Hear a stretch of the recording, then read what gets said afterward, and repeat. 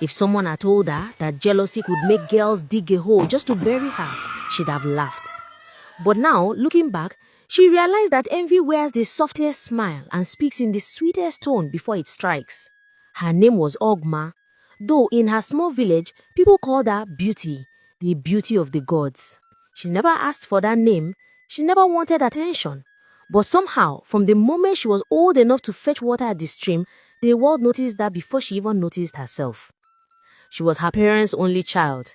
They weren't rich, just humble farmers with a tiny hut surrounded by cassava and yam ridges. Her mother, Nne, was the kind of woman whose laughter made even a bad day feel lighter. Her father was a hardworking man who believed silence solved everything. Life wasn't perfect, but it was peaceful, until other people's opinions started shaping her reality. The trouble began slowly. Whenever she walked past the village square, some girls would giggle and whisper. At first, she thought it was harmless. But one afternoon, while fetching water at the stream, she heard one of them hiss. See how she walks, like she owns the whole village, just because her face fine small. She turned to look at them. Anna, Olivia, and Banta. 3 girls who always moved like a pack. Their eyes carried a mix of amusement and venom. She smiled awkwardly, hoping kindness would make things better, but it didn't. From that day, they made her their daily topic. It became normal to hear things like, "Beauty, fine girl no be achievement oh. Do you think the prince will marry you because your skin shines?" Sometimes, they even mimicked her walk.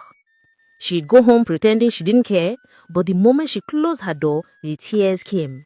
Her mother noticed. She always noticed. "My daughter," Nne would say, brushing her head gently. "Even sweet honey attracts jealous flies. Don't dim your light because others can't handle it." Her words were comforting, but they didn't stop the pain. Being beautiful in a small village felt like a curse. One day, the teasing got so bad that she begged her mother to let her skip the next market day. Nne agreed, thinking rest would help. But that was when things took a darker turn.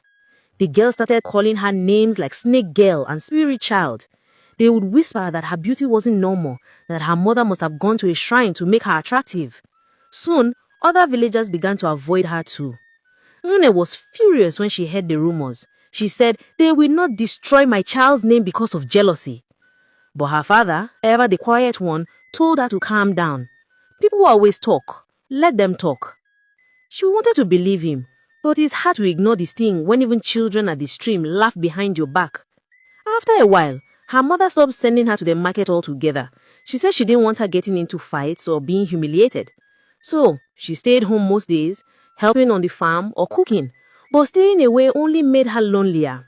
She could hear the girls laughing together whenever they passed by their compound. Sometimes, she'd peep through the bamboo fence, watching them chat and sing as they walked to the village square.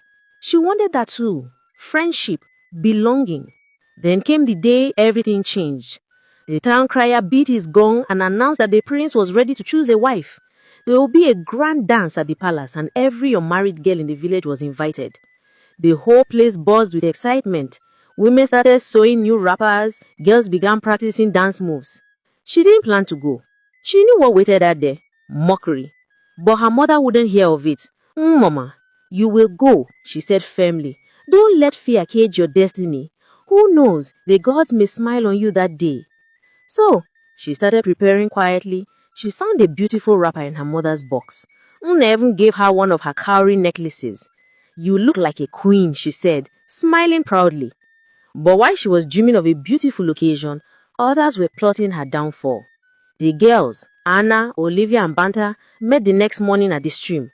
"Do you think Beauty will come to the dance?" Banta asked. "It better not," Olivia replied. "If she shows up, no one will even look at us. The prince will choose her instantly. Then we'll make sure she doesn't come," Anna said. Their plan started with pretending to like her.